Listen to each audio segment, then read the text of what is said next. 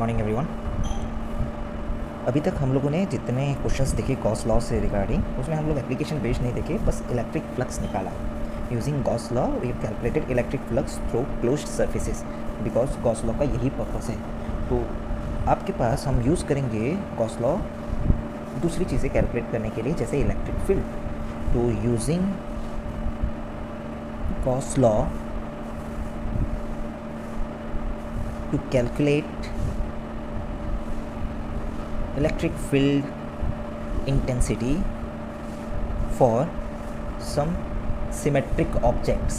हर objects की आप नहीं निकाल सकते, for some symmetric objects, right. ये आप लोग यहाँ पर यूज़ करने के लिए हम देखेंगे ना। ये यूज़ बताने से पहले हम यहाँ पर कुछ पॉइंट्स जान लेते हैं। सबसे पहला पॉइंट जानते हैं गॉसियन सरफेस क्या होता है।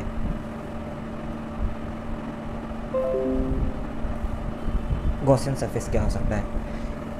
It can be a physical surface और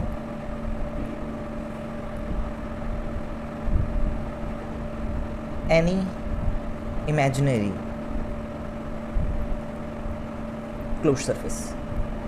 ओपन सरफेस तो नहीं होगा, फिजिकल क्लोज्ड सरफेस या एनी इमेजिनरी क्लोज्ड सरफेस। आपके पास कुछ भी हो सकता है। मतलब फॉर एग्जांपल, अगर आपने क्या किया, कोई एक बॉडी लिया है लाइक दिस, जैसे आपने अगर ये एक आर्बिट्रेरी बॉडी लिया, राइट, तो वो गॉसियन सरफेस ये भी हो सकता है,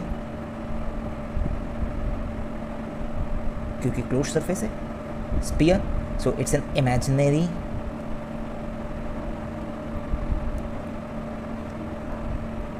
क्लोज्ड सरफेस। और आप यहाँ पर क्या कर सकते हैं, उसको अंदर में कोई भी या इसी के ऊपर ये वाला सरफेस भी ले सकते हैं। बोलेंगे सर क्या हम लोग ये वाला सरफेस भी ले सकते हैं जो उसका बॉडी है? यस, आप ले सकते हैं, right. This can be physical closed surface, जो भी होगा क्लोज्ड सरफेस होगा। तो गॉसियन सरफेस ऐसा नहीं है कि आपके पास एक पर्टिकुलर सरफेस है, नहीं, ऐसा नहीं। हम गॉसियन सरफेस किसको बोलेंगे? आप अगर गॉस लॉ अप्लाई करना चाहते हैं, when you want to use Gauss law to calculate field, right, तो any surface, any closed surface can be a Gaussian surface if you want to use Gauss law to calculate field intensity, right. इसका कोई proper definition नहीं है, यहाँ पे ऐसे कोई define नहीं करेंगे, कोई पूछेगा भी नहीं कि डिफाइन गॉसियन सरफेस, ऐसा कुछ नहीं। इट्स ए इमेजिनरी और फिजिकल क्लोज्ड सरफेस, राइट। तो इसको हम यूज़ कब करते हैं? जब whenever we want to calculate electric field intensity by using Gauss law, तभी हम लोग करते हैं ना। अगर मैं आपको कुछ गॉसियन सरफेस बोलूँ, समझना, और वही गॉसियन सरफेस को हम लोग यूज़ करेंगे to calculate field due to various charge distribution. तो मैं यहाँ पर कुछ चार्ज डिस्ट्रीब्यूशन लिखता हूँ, एंड उनकी वजह से आप कैसा गॉसियन सरफेस सिलेक्ट करेंगे वो लिखता हूँ, क्योंकि मेरे को सिमेट्रिक लिखना है। और गॉस लॉ के लिए हम लोग जो अप्लाई करेंगे, हम सिमेट्रिक के लिए ही अप्लाई करेंगे, नॉन सिमेट्रिक के लिए अप्लाई नहीं कर सकते। इलेक्ट्रिक फील्ड कैलकुलेट नहीं किया जा सकता, इंटीग्रेशन कॉम्प्लेक्स हो जाएगा, सिर्फ सिमेट्रिक के लिए ही कैलकुलेट होगा, राइट। तो पहले टाइप का आपके पास चार्ज डिस्ट्रीब्यूशन है पॉइंट चार्ज। उसके लिए आपके पास गॉसियन सरफेस होगा स्फेरिकल सरफेस। दूसरा इनफाइनाइट लाइन चार्ज, फाइनाइट नहीं, infinite line charge.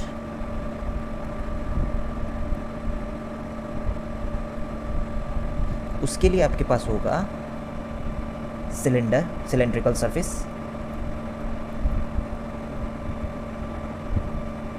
Same. Third infinite sheet, charged sheet. इसके लिए या तो आप ले सकते हैं क्यूबिकल और सिलेंड्रिकल सरफेस, जो आपको सही लगे, दोनों ही सही है। सब बताएंगे, सब करके दिखाएंगे, don't worry about this. Now next your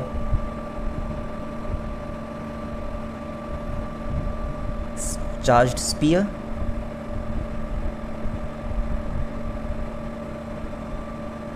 और इसके लिए आप यूज़ करेंगे स्फेरिकल सरफेस।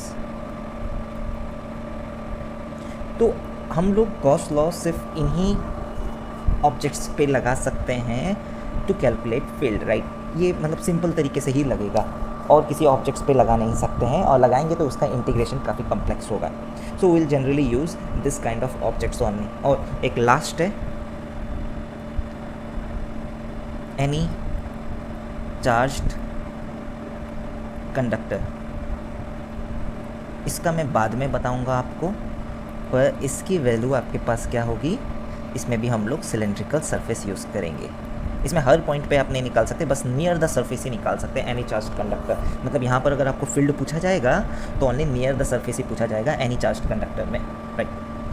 तो अपने पास इस तरीके की गॉसियन सरफेस है जो हम लोग यूज़ करेंगे, और आपको एक एक करके समझाऊंगा। पहला आ गया आपके पास गॉसियन सरफेस, दूसरा integration of E dot D ए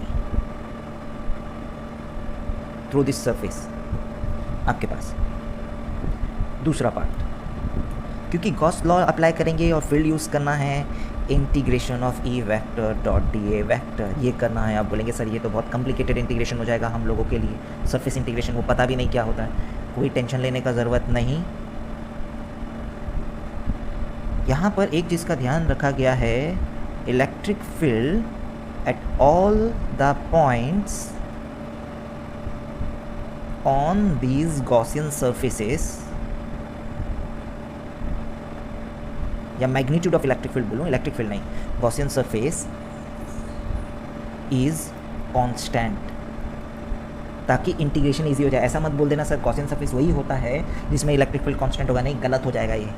पर जो Gaussian surface हम लोग इन चार्ज डिस्ट्रीब्यूशन के लिए सिलेक्ट किए हैं, this charge distribution, this all this charge distribution के लिए हम लोगों ने जो Gaussian surface सिलेक्ट किया है उन पर इलेक्ट्रिक फील्ड इंटेंसिटी का मैग्नीट्यूड क्या है, कांस्टेंट है, राइट। सब और ऐसा बिल्कुल डेफिनेशन में नहीं आएगा कि Gaussian surface is that kind of surface where electric field intensity is constant, नहीं, ये गलत हो जाएगा।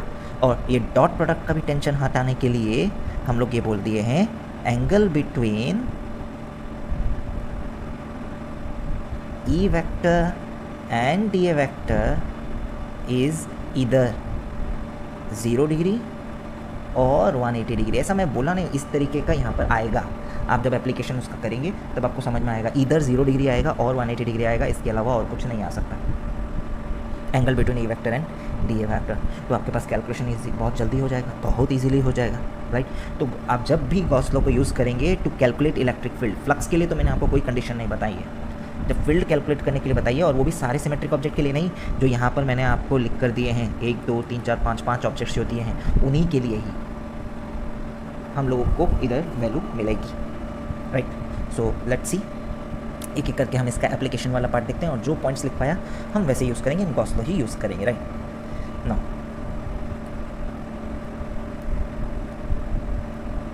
सो सबसे पहले because of a point charge, हमको पता है field due to point charge is given by 1/4πε0 q/r square, ये पता है। तो हम पर फिर भी गॉस लॉ यूज़ करेंगे, electric field due to point charge. इसका फॉर्मूला हमको ऑलरेडी पता है, पर मैं इसको गॉस लॉ यूज़ करके बताऊंगा कैसे करेंगे। Now there is a point charge q, और आप इस पॉइंट r, यहाँ से r डिस्टेंस पे फील्ड निकालना चाहते हैं। मैंने आपको बताया इसका गॉसियन सरफेस क्या होगा, स्पेरिकल होगा, taking q as a centre. यहाँ पर आप क्या करो, एक स्फीयर बना दो, सी बना दिए, दिस इज इमेजिनरी सरफेस। हम लोग अभी तक जितने क्वेश्चन करते हुए आ रहे हैं हम लोगों ने इमेजिनरी सर्फेसेस बनाया है, ऐसा नहीं है। गॉस लॉ यूज़ करने के लिए देखो, यहाँ पर मैं आपको क्वेश्चंस दिखाता हूँ जिसमें हम लोग इमेजिनरी सर्फेसेस यूज़ किए हैं, जैसे कि दिस क्वेश्चन, यहाँ पर जो ये सेकंड क्यूबॉइड बनाया, दिस सेकंड क्यूबॉइड, ये इट्स ए इमेजिनरी सरफेस, यहाँ पर तो कोई क्यूबॉइड था नहीं। और यहाँ पर जो नीचे वाले पार्ट में हम लोगों ने जो यहाँ पर और 7 क्यूब्स ऐड कर दिए, ये जो 7 क्यूब्स ऐड किए ये क्या रियल सरफेस है? नहीं, ये तो आपने इमेजिनरी ऐड किए हैं ताकि आपके पास एक इमेजिनरी क्यूब आ जाए, ताकि एनक्लोज कर सके और आप सॉल्यूशन उसका निकाले। So you have chosen a cube, a larger cube as a Gaussian surface for this point charge which is placed at corner of one of the cube. So we are actually using this Gaussian surface in all those questions.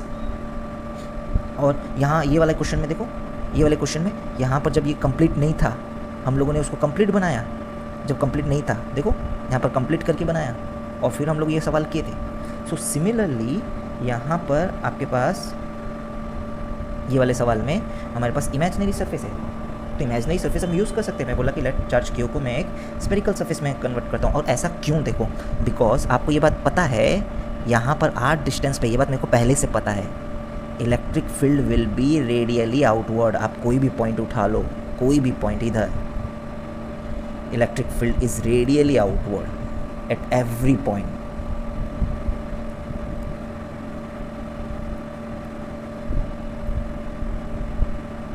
और ये बात मैं आपको लिखवा भी चुका हूँ, they have spherical symmetry. यहाँ पर सभी इलेक्ट्रिक फील्ड का, जितने भी इलेक्ट्रिक फील्ड आप कोई भी पॉइंट पे निकालें, मैग्नीट्यूड सेम ही है। ये बात हमको पहले से ही पता है। यहाँ देख लो, हर पॉइंट पे आपके पास जो point A B C D, आपको ये बात पता है, field due to A equals field at B equals field at C equals field at D.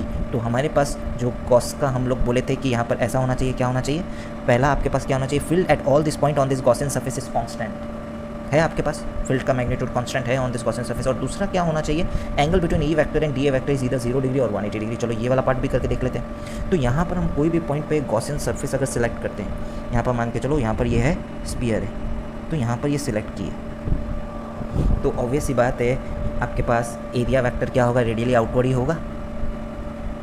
This is area D A vector, ये भी रेडियली आउटवर्ड होगा, स्पीयर है, आपको ऑलरेडी बता दिया गया एरिया वेक्टर का डायरेक्शन फॉर स्पीयर, ये भी रेडियली आउटवर्ड होगा। तो आप ये भी बोल सकते हैं यहाँ पर in this case angle between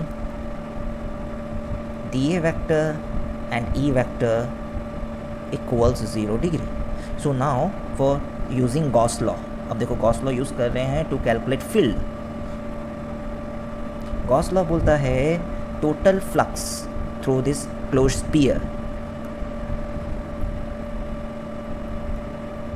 equals Q internal upon epsilon naught. अब टोटल फ्लक्स आपको निकालना है, क्योंकि फील्ड कांस्टेंट है, एरिया कांस्टेंट है, इंटीग्रेशन लगाने की ज़रूरत नहीं है। इंटीग्रेशन कब लगाते हैं, जब फील्ड क्या होता है, वेरिएबल होता है एक एरिया पे। यहाँ पर तो फील्ड कांस्टेंट है वो टोटल एरिया पे जो आपने देखे हैं। तो आप क्या कर देंगे, direct E vector dot A vector equals Q internal upon epsilon not. Now ये टोटल एरिया वेक्टर कितना है, मेरे ख्याल से 4πr² है। तो ई वेक्टर का मॉड ए की जगह पे आप लिखेंगे 4πr² cos 0 equals Q internal की वैल्यू आपके पास क्यू है, उसके अंदर सिर्फ क्यू चार्ज है, बाय एप्सिलॉन नॉट। तो ई वेक्टर के मॉड का वैल्यू हो गया, देख लो 1/4 एप्सिलॉन नॉट Q/r²। यही निकालते थे field due to a point charge. तो बोलेंगे sir more than 1 point charge का निकल सकता है, नहीं निकल सकता इस तरीके से, बिकॉज वहाँ पर कोई सिमेट्री ही नहीं आएगी। कोई गॉसियन सरफेस आप कैसे ड्रॉ करोगे, मैंने तो मोर देन 1 पॉइंट चार्ज का बताया ही नहीं। मैंने बताया 1 पॉइंट चार्ज का गॉसियन सरफेस कैसा होगा, that is spherical. More than 1 point charge का गॉसियन सरफेस आपको बताया नहीं, राइट। तो कोई सिमेट्री नहीं आएगी, सिमेट्री नहीं आएगी तो आप इतना ईजी कैलकुलेशन कैसे करेंगे। देखो सिमेट्री थी इसलिए आपने क्या लिख दिया, ई वेक्टर डॉट ए वेक्टर लिख दिया। अगर सिमेट्री नहीं होती तो कैसे लिखते, यहाँ पर एंगल भी 0 डिग्री आ रहा है, मतलब कैलकुलेशन फास्टर हो जा रहा है। इसलिए हम लोग कुछ ही ऑब्जेक्ट्स का फील्ड इंटेंसिटी निकालते हैं बाय यूजिंग गॉस लॉ। सभी का नहीं, सभी का कैसे निकालेंगे, सभी के लिए निकालेंगे तो यहाँ पर इंटीग्रेशन, जो कॉम्प्लेक्स इंटीग्रेशन यहाँ पर जो आ जाता है, this integration surface E vector dot D A vector, ये कैसे करोगे, because E vector D A vector free angle between them, तो प्रॉब्लम हो जाएगा, राइट। अच्छा नेक्स्ट, ये था because of point charge. Now second one is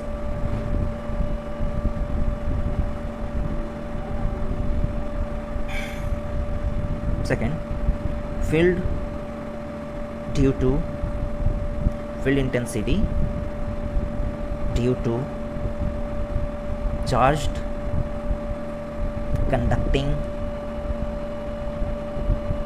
sphere। अब आप बोलेंगे सर हॉलो या सॉलिड, यहाँ पर इंपॉर्टेंट पार्ट है कंडक्टिंग, हॉलो सॉलिड नहीं। चाहे हॉलो हो चाहे सॉलिड हो, आंसर सेम ही आएगा अगर स्पीयर क्या है, कंडक्टिंग है, राइट। अगर स्पीयर कंडक्टिंग है, the only reason is if any charge is given to a conductor, if any charge is given to a conductor, it resides on its surface। बहुत लोगों का क्वेश्चन होगा Y. अब कोई भी कंडक्टर को चार्ज अपने अंदर में दिया तो उनके बीच में रिपल्शन होगा, तो दे विल वांट कि वो एक दूसरे से मैक्सिमम दूरी बना के रख सकें। ऐसा कोई ऑब्जेक्ट है क्या, सोच कर बोलना, जिसका बाहर में सरफेस एरिया कम हो और अंदर में सरफेस एरिया ज़्यादा आ जाए? ऐसा कोई भी ऑब्जेक्ट, मतलब मैं क्या बोलना चाह रहा हूँ समझना कि कोई भी आपने सरफेस ऐसा लिया, आपने ऐसा बोला कि ये आपके पास एक ऑब्जेक्ट है, राइट। इधर जो सरफेस एरिया है, बाहर का surface area, outer surface area, और यहाँ पर कोई भी इनर सरफेस आप चूज़ करेंगे, कहीं पर भी इनर सरफेस चूज़ करेंगे, इनर सरफेस कोई भी सरफेस चूज़ की, अंदर में एक बना लिया, आर्बिट्रेरी सरफेस बना लिया। ऐसा कोई भी ऑब्जेक्ट नहीं है जिसका आउटर सरफेस इनर सरफेस से छोटा हो। ऑब्वियस बात है, outer surface area will be greater than inner surface area. जितना बाहर की तरफ जाएगा उतनी खुली जगह मिलेगी, और जितनी खुली जगह मिलेगी उतना आराम से स्प्रेड हो पाएगा। और conductor allow the flow of charge. So if any charge is given to a conductor, it resides on its surface. ऊपर जाने का रीज़न क्या है? Because of repulsion between charges,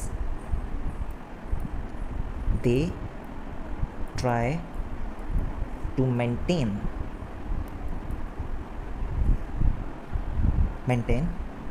as much as possible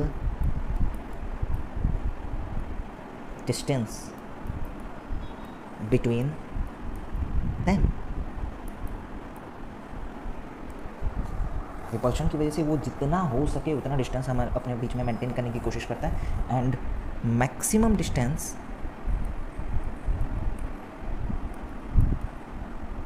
is achieved on outer surface only. अंदर में नहीं हो सकता। अंदर में अगर आप चार्जेस रहेंगे उनके बीच में मैक्सिमम डिस्टेंस नहीं हो सकता। दो चार्जेस या बहुत सारे चार्जेस के बीच में मैक्सिमम डिस्टेंस तभी हो सकता है जब वो चार्जेस कहाँ पर आएंगे? सरफेस पे आएंगे। तो electric field due to a charge conducting sphere अगर हम लोग निकालना चाहते हैं तो यहाँ पर ये टर्म इंपॉर्टेंट है, कंडक्टिंग, राइट। क्योंकि इन कंडक्टर सारा का सारा चार्ज कहाँ रिसाइड करने वाला है? सरफेस पे रिसाइड करने वाला है। So let's see. तो सबसे पहले हम लोग क्या करते हैं? चार्ज कंडक्टर बनाते हैं। इट कैन बी हॉलो और it can B solid, does not matter. Charge वैसे भी कहाँ रिसाइड करने वाला है? सरफेस पे रिसाइड करने वाला है। हॉलो सॉलिड मैटर भी नहीं करेगा, right. It's a sphere, conducting sphere. This is the centre of the sphere. Now अगर आपने क्या किया, चार्ज अंदर भी दे दिया है, इट इज़ रिसाइडिंग यूनिफॉर्मली।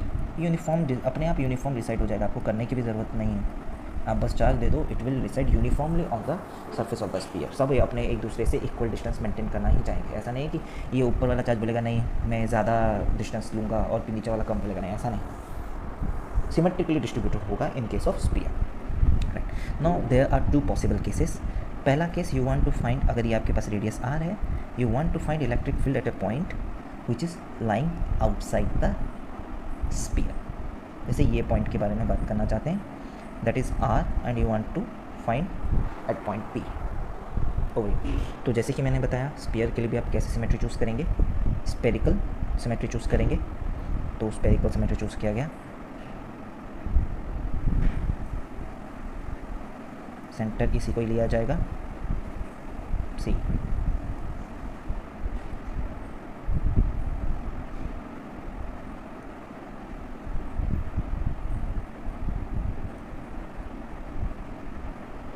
तो सेंटर इसको लेते हुए हमारे पास क्या हुआ? एक स्फीयर बना लिया। This is the spherical Gaussian surface. This surface is spherical Gaussian surface. अब आप खुद देख लो अंदर में कितना चार्ज है। अगर आपने चार्ज दिया हुआ है, टोटल चार्ज आपको पता है Q है या सिग्मा से आपने लिखा है, एक सरफेस चार्ज डेंसिटी इंक्लूडेड है, जैसे आपकी मर्ज़ी है। अगर आप बोल रहे हैं सर टोटल चार्ज Q है अंदर में, तो आप यहाँ पर बोल सकते हैं flux through Gaussian surface is given by Q by epsilon naught, और इफ़ यू विल से और surface charge density is sigma. Surface charge density equal sigma. तो आप यहाँ पर तब भी क्यों निकाल सकते हैं, Q equals sigma into area, ऐसा ऑलरेडी पढ़ा दिया हूँ। इसका एरिया क्या है, sigma into area by epsilon naught, और सरफेस का एरिया है 4 by capital R square by epsilon naught. आप कुछ भी यूज़ करें, कोई इशू नहीं है। तो अगर यहाँ पर फ्लक्स निकालना चाहेंगे, वापस से हम लोग अपने इंटीग्रेशन में आ जाएंगे। इंटीग्रेशन की वैल्यू वापस से E vector dot D A vector का integration through a closed surface is given by Q by epsilon naught. हमको ये बात अभी तक पता है ना। यहाँ पर ई वेक्टर का डायरेक्शन देख लेते हैं हर एक पॉइंट पे।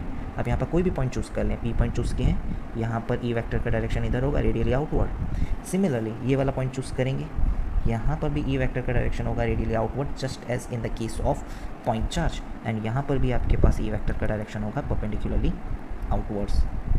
सो in case of sphere, electric field intensity का magnitude is constant on Gaussian surface. ये तो आपको मिल गया। और डायरेक्शन विथ एरिया, आप यहाँ पर एरिया वेक्टर उठा लो, कोई भी एरिया वेक्टर उठा लो, जैसे कि यहाँ पर एरिया वेक्टर उठा लिया, ये रहा एरिया वेक्टर डी ए, ख़त्म। स्पीयर से आपने ज्वाइन किया, डायरेक्शन सेम ही आएगा। तो आप ये भी बोल सकते हैं theta between E vector and D A vector equals 0। जब ऐसा हो गया, ई कांस्टेंट है, तो हम लोग डायरेक्ट लिख सकते हैं which implies E vector dot A vector equals Q upon epsilon naught. A की वैल्यू आती है स्पीयर के लिए 4 पाई। अब देखो स्पीयर कौन सा एरिया लेंगे, याद रहे यहाँ पर एरिया ए क्या है, स्पीयर का एरिया नहीं है। मैं बहुत बार बता रहा हूँ, ये एरिया ए डैश अलग है। आप बोलेंगे सर ये एरिया क्या है, वो एरिया क्या है, ये वो एरिया है। A dash is that area where charge is distributed, charge is distributed, ये वो एरिया है। क्योंकि आप वहीं पर ही तो चार्ज डिस्ट्रीब्यूट हुआ, तभी तो सिग्मा इंटू ए डैश निकालेंगे।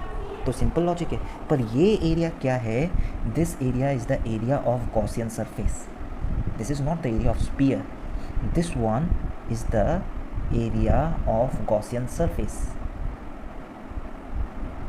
और गॉसियन सरफेस का एरिया क्यों है, ये आपको जैसे बताया गया है। यहाँ पर डी ए भी, फ्लक्स भी आप किससे निकाल रहे हैं, स्पीयर से थोड़ी ना निकाल रहे हैं, गॉसियन सरफेस से ही निकाल रहे हैं। तो फ्लक्स आप जिससे निकालते हैं, फ्लक्स का फॉर्मूला जो लिखते हैं E vector dot A vector, वो एरिया किससे लिखते हैं, जिसके थ्रू आप क्या कर रहे हैं, जिस सरफेस के थ्रू आप क्या कर रहे हैं, फ्लक्स निकाल रहे हैं, उसी के लिए लिखते हैं E vector dot D A vector, right. So हम लोग के पास यहाँ पर स्पीयर का, गॉसियन सरफेस के स्पीयर का रेडियस क्या है, आर है। तो आप क्या लिखेंगे, ई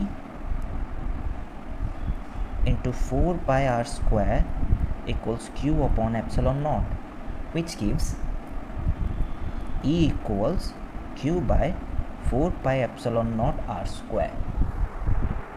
See, you can see that कि ये वाला जो फॉर्मूला है एक पॉइंट चार्ज के जैसे ही बिहेव कर रहा है। Means I can conclude this for R greater than radius of sphere,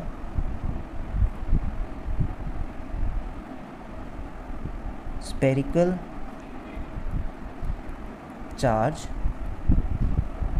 acts as a point charge placed at the center of the sphere। मतलब आप ऐसा कंसिडर कर सकते हैं कि यहाँ पर स्पीयर को हटा दो। आप ऐसा, अगर आपके पास स्मॉल आर ग्रेटर देन, ऐसा तभी पॉसिबल है जब स्मॉल आर, ये इंपॉर्टेंट कंडीशन है, जब small r is greater than capital R, मतलब आप उस पॉइंट पे निकाल रहे हैं जो स्पीयर के बाहर है।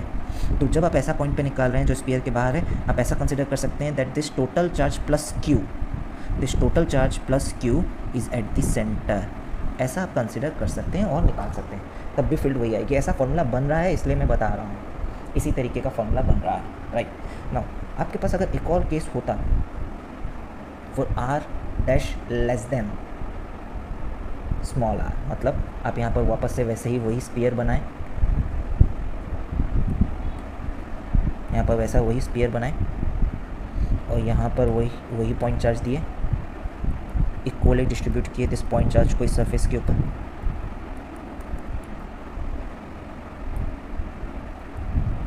नाउ अब आप चाहते हैं कि एक पॉइंट चाहिए आपको अंदर में, ये उसका सेंटर, अंदर में कोई भी पॉइंट के ऊपर आपको ये जो इलेक्ट्रिक फील्ड चाहिए। जैसे आपने ये वाला पॉइंट चूज़ किया R, तो क्योंकि स्फीयर है, गॉसियन सरफेस अपने पास अभी भी क्या रहेगा, स्पेरिकल गॉसियन सरफेस ही रहेगा।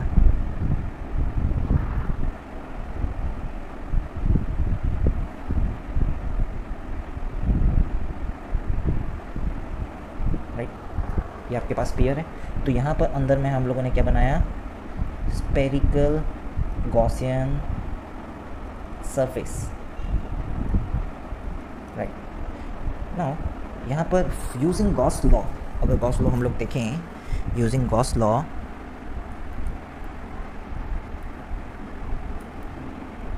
Flux through this Gaussian surface, ये जो स्पेरिकल गॉसियन सरफेस हम लोगों ने बनाया, equals Q internal upon epsilon naught. आप देख सकते हैं there is no charge inside this spherical Gaussian surface, कोई चार्ज है ही नहीं, सारे चार्ज तो ऊपर में। आप ये भी बोल सकते हैं सर, अभी आपने बोला spherical charge X as a point charge placed at the centre of the sphere, मैंने ये भी बोला for r greater than R only. आप ऐसा कंसिडर कर सकते हैं बिकॉज फार्मूला ऐसा बन रहा है, एक्चुअली में वहाँ पर कोई चार्ज रखा नहीं गया है, ऐसा फार्मूला बन रहा है, तो आप ऐसा कंसिडर कर सकते हैं। पर इस केस में जब आपके पास R less than small R है, for R less than small R, अगर ऐसा हुआ मतलब इनसाइड द स्फीयर, आप अगर कोई भी पॉइंट पे कंसिडर करें, आपके पास इंटरनल चार्ज क्या है, ज़ीरो है, since Q internal equal zero, that implies flux equals zero, और आप ऐसा बोल सकते हैं फील्ड इक्वल्स ज़ीरो। अब यहाँ पर बहुत बच्चों का डाउट होता है सर फील्ड ज़ीरो कैसे हो सकता है अंदर में, क्योंकि यहाँ पर इधर भी बहुत सारे चार्जेस हैं, इधर भी बहुत सारे चार्जेस हैं। अगर आपके पास यहाँ पर फील्ड ज़ीरो कैसे हो सकता है, मैं अगर यहाँ पर कोई भी पॉइंट लेता हूँ एक चार्ज स्फीयर के अंदर, this is a charge sphere plus Q, right, यहाँ पर कोई भी पॉइंट अंदर में लिया गया, जैसे ये वाला पॉइंट अंदर में लिया गया है, बोलेंगे सर यहाँ पर फील्ड निकालना है, कैसे नहीं आएगी, हर जगह से तो आएगी। यहाँ पर ये पॉजिटिव चार्ज है, यहाँ पर अगर ये एक एलिमेंट चूज़ किया हूँ तो इसकी वजह से इस डायरेक्शन में आएगी, यहाँ पर अगर एक एलिमेंट चूज़ किए हैं इसकी वजह से एक डायरेक्शन में आएगी, अगर दिस एलिमेंट इज चूजन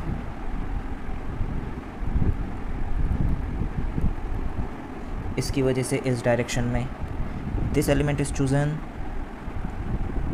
इसकी वजह से एक डायरेक्शन में। तो बच्चों ये जो यहाँ पर हर एलिमेंट की वजह से फील्ड आएगी, अगर आप इसका वेक्टर सम करेंगे तो वो ज़ीरो हो जाता है। अगर वेक्टर सम अगर हम ऐड करें, मीन्स वेक्टर सम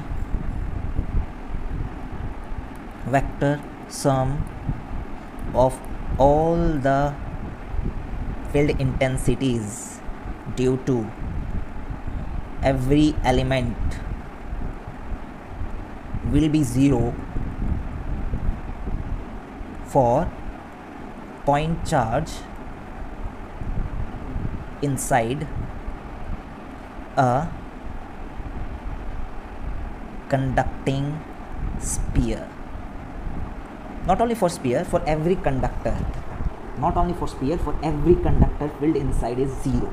आप ये स्फीयर के बारे में बात नहीं कर सकते हैं, यहाँ पर आप कोई भी कंडक्टर उठा लें, कोई भी कंडक्टर उठा लें, यहाँ पर अगर कंडक्टर को चार्ज देंगे, charge will reside on the surface.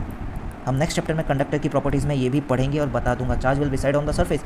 तो अगर आप पूछें कि सर इस पॉइंट पे फील्ड कितना है, मैं यहाँ आराम से बोलूँगा electric field eight P equals zero. मतलब आप यहाँ पर ये चीज़ कंक्लूड कर सकते हैं, एक important note point, electric field intensity inside any conductor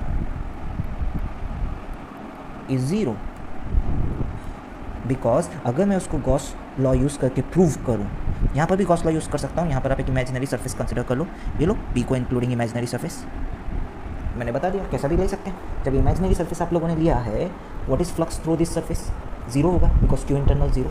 अगर इस सरफेस को सरफेस 1 बोलता हूँ, flux through this surface 1 equal zero, because इसके अंदर कोई चार्ज नहीं है, because Q internal equal zero. यहाँ पर फील्ड इस तरीके से डिस्ट्रीब्यूट होती है, या इस तरीके से इसमें फील्ड इंटेंसिटी आती है कि सबकी वजह से वेक्टर सम क्या हो जाता है, ज़ीरो हो जाता है। और ये आप देख सकते हैं मेरे पास एक 3D मॉडल है स्फीयर का। अब यहाँ पर एक अंदर में चार्ज रखा हुआ, इसके अंदर एक स्फीयर के अंदर, अब देख लो ये येलो पार्ट और इसकी वजह से जो फोर्स आ रहा है, हम लोग ये फोर्स वाला पार्ट देख रहे हैं, देखो यहाँ से आप कहीं पर भी लेकर जाओ, यहाँ पर ये जो फोर्स है, बिकॉज येलो वाले पार्ट जो यहाँ पर इस तरफ है, इस वाले पार्ट की वजह से जो फोर्स है, और ब्लू वाले, देखो येलो वाला पार्ट छोटा है और ब्लू वाले पार्ट की वजह से फोर्स है, दोनों फोर्स नेट फोर्स क्या आएगा, इक्वल आएगा। आप कहीं पर भी लेकर जाओ, इसको ऊपर ले जाओ, कहीं पर भी लेकर जाओ, नेट फोर्स ज़ीरो होने वाला है। मैं यहाँ पर अलग अलग पॉइंट पे फील्ड निकाल रहा हूँ, और ये आपके पास एक स्पीयर है जिसके ऊपर चार्जेस कहाँ लाई कर रहे हैं, अंदर की तरफ लाई कर रहे हैं। पर जैसे ही आप इसको क्या लेकर जाएंगे, बाहर लेकर आएंगे, इसको बाहर लेकर आइए, देखो जैसे ही बाहर लेकर आए तो आपके पास नेट फोर्स ज़ीरो नहीं होगा, एक डायरेक्शन में होगा। पर जैसे ही आप इसको क्या लेकर जाएंगे, अंदर लेकर आएंगे, इसको अंदर लेकर आएंगे, जैसे ही ये अंदर आया नेट फोर्स ज़ीरो हो जाएगा। थोड़ा सा अंदर आया, थोड़ा सा अंदर, तब भी नेट फोर्स ज़ीरो हो जाएगा। आपके पास थोड़ा सा अंदर आया तो सरफेस से थोड़ा सा अंदर, पर सरफेस से थोड़ा सा बाहर जाएगा, नेट फोर्स ज़ीरो नहीं है। सरफेस से थोड़ा सा अंदर आएगा, ये सरफेस के थोड़ा सा बाहर था आपके पास, सरफेस से थोड़ा सा बाहर था, अब सरफेस से थोड़ा सा अंदर लेकर आऊँगा, नेट फोर्स ज़ीरो, खत्म। जितना बाहर, थोड़ा सा बाहर में नेट फोर्स आ रहा है, अंदर में नेट फोर्स टोटल ज़ीरो आएगा। देख लो, चार्ज को बस थोड़ा सा अंदर लेकर जाओ, नेट फोर्स ज़ीरो, सीधा ज़ीरो। देख लो, जितना अंदर है उतना बाहर है, नेट फोर्स आपके पास ज़ीरो हो जाएगा, राइट। बिकॉज आपके पास ये जो येलो पोर्शन की वजह से कंट्रीब्यूशन आ रहा है, ब्लू पोर्शन की वजह से वही कंट्रीब्यूशन आ रहा है। यहाँ पर बहुत लोगों का डाउट हो जाता है, सर ऐसा कैसे पॉसिबल है, राइट। एक छोटा सा रीजन है यहाँ पर, ये येलो पोर्शन जैसे कि हम बता रहे थे, यहाँ पर देख रहे थे, ये जो छोटा सा रीजन, ये वाला जो रीजन, इसकी वजह से यहाँ पर तो नंबर ऑफ चार्जेस भी कम है एज़ कम्पेयर टू दैट।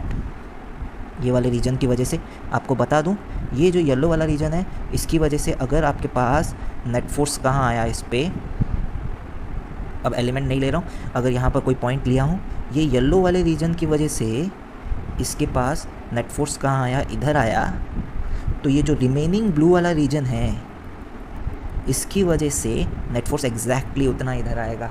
क्यों आएगा? आप बोलेंगे सर यहाँ पर नंबर ऑफ चार्जेस ज़्यादा है ब्लू वाले रीजन में, पर ब्लू वाले रीजन के चार्जेस दूर दूर भी तो हैं एज़ कम्पेयर टू येलो वाले रीजन के चार्जेस से। तो ये कंपेंसेट हो जाता है और इक्वल एंड ऑपोजिट क्या कर देता है, कैंसिल आउट कर देता है। मतलब just inside the conductor net force क्या रहेगा, या नेट फील्ड क्या रहेगा, ज़ीरो रहेगा। जस्ट आउटसाइड आपके पास फील्ड आ जाएगा, राइट।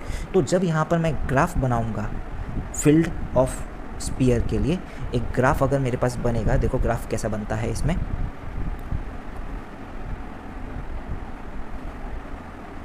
यहाँ पर अगर हम लोग ग्राफ बनाएंगे, ग्राफ ऐसा बनता है कि 0 से लेकर r तक यहाँ पर डिस्टेंस वर्सेस,